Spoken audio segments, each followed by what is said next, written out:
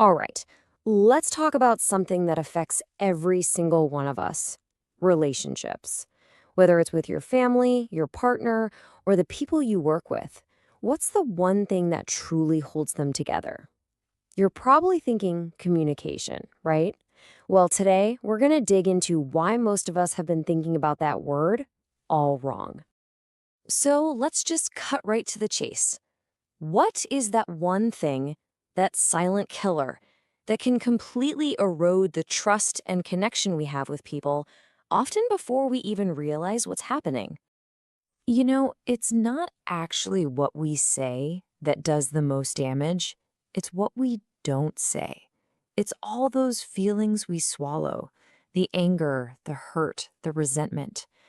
We think we're keeping the peace by staying quiet, but really, that silence is what's eating away at everything. And when we don't have a healthy way to talk about what's going on inside, all that pressure has to go somewhere, right? It doesn't just vanish. No, it festers, and then it transforms into something way, way worse. And that's when things get ugly. That unexpressed hurt comes out sideways. It turns into gossip behind someone's back. It becomes a sudden explosion of shouting over something totally minor.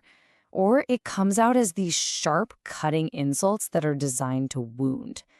All of these, they're just symptoms of a deeper problem. So how in the world do we fix this? Is there a better way? Well, according to Professor Dr. Javed Iqbal's, there absolutely is. He's got this powerful idea he calls the first principle, and it's all about turning that destructive silence into a constructive conversation. Now, this is really important. The first principle isn't just about talking more. It's a very specific skill.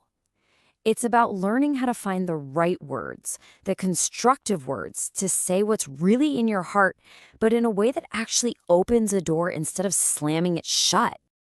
And this slide just lays it out so clearly. In any conflict, we have a choice. We can go the destructive route with shouting and blaming, which just ends the conversation, or we can choose the constructive path, saying something like, "What you did really hurt me," or "I want to understand why this happened." That changes everything. It invites the other person into a dialogue.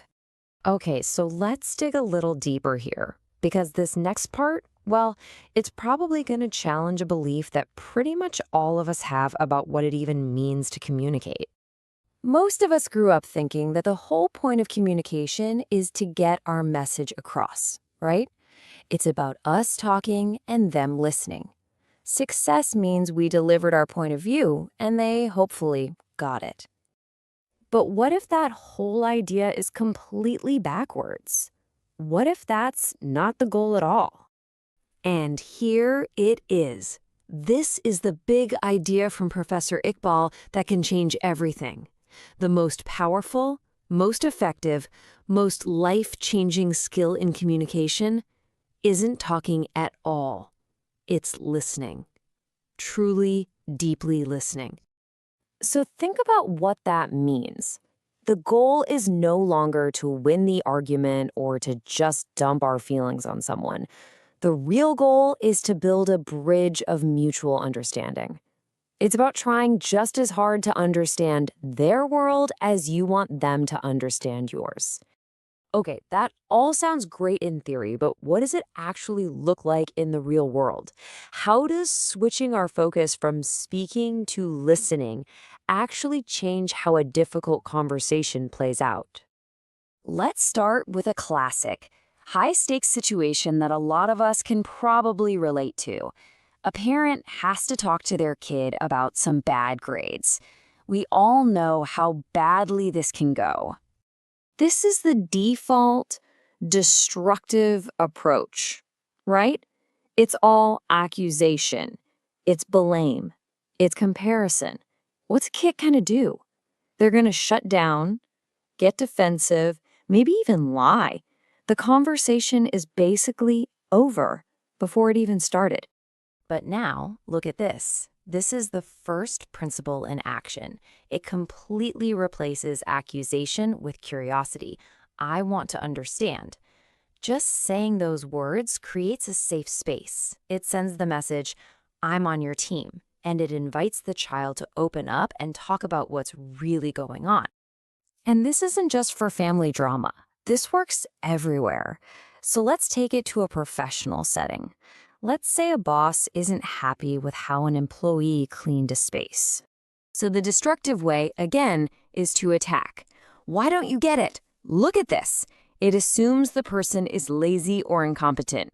And sure, shouting might get you a short-term result out of fear, but it crushes morale and guarantees you'll be having the same exact conversation again next week. But the constructive way, it leads with that same powerful desire to understand. Asking for their perspective is a total game changer. It makes them a partner in solving the problem, not just the cause of it. You might learn something you had no idea about, and you become a much more effective leader in the process. So you can see the pattern here, right?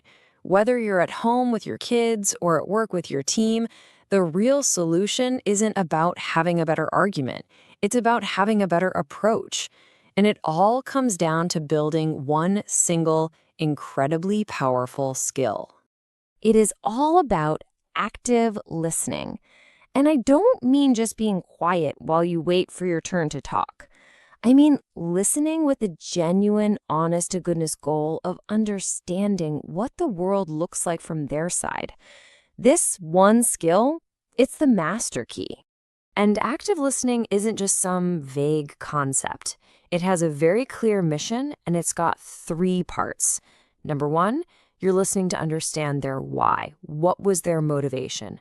Number 2, you're listening to find out if they even understood what you were trying to say in the first place.